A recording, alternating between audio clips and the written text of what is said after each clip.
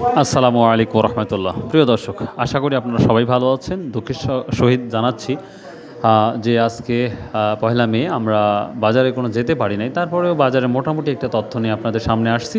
তো তারপরেও পহেলা মে সম্পর্কে দুইটা কথা বলবো ইনশাল্লাহ। দেখতে পাচ্ছেন ইন্টারন্যাশনাল ওয়ার্কস ডে, মে দিবস বিশ্বজুড়ে শ্রমিকজীবী মানুষের অধিকার ও সংগ্রামের স্মরণে পালিত এটি গুরুত্বপূর্ণ আন্তর্জাতিক দিবস। নিচে এর প্রধান তথ্যগুলো কিছুটা তুলে ধরলাম। আবার মে দিবস সূচনা যুক্তরাষ্ট্রের হাই মার্কেট অ্যাফেয়ার 1886 থেকে। সে সময় শ্রমিকরা প্রতিদিন 8 ঘন্টা কাজের দাবিতে আন্দোলন করেন। এই আন্দোলনের সময় সংঘর্ষে কয়েকজন নিহত হন, যা পরবর্তী শ্রমিক আন্দোলনের প্রতীক হয়ে ওঠে।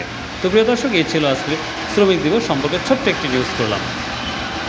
এখন আসা যাক আজকের রসুনের কী অবস্থা। আজকে আমাদের জানেন যে আপনাদের আজকের এই শুক্রবারে অর্থাৎ কাশিকাটা এবং মখারা বাজার থাকে, তো আমরা দুইটা বাজারে কোনোটাই যেতে পারি নাই।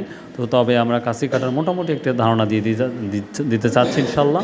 আজকে 1300 থেকে সর্বোচ্চ হাই কোয়ালিটি বাজার 2800 টাকা মতো সর্বোচ্চ দাম গিয়েছে আজকে কাশিকাটা। তো লেভেল বাজার যদি আমি বলি 1300 থেকে 1700-1800 টাকা, এটা ছোটো গিয়েছে কুচির মাথা। মাঝারিটা গেছে 1800 থেকে শুরু করে 2200-2300 টাকা।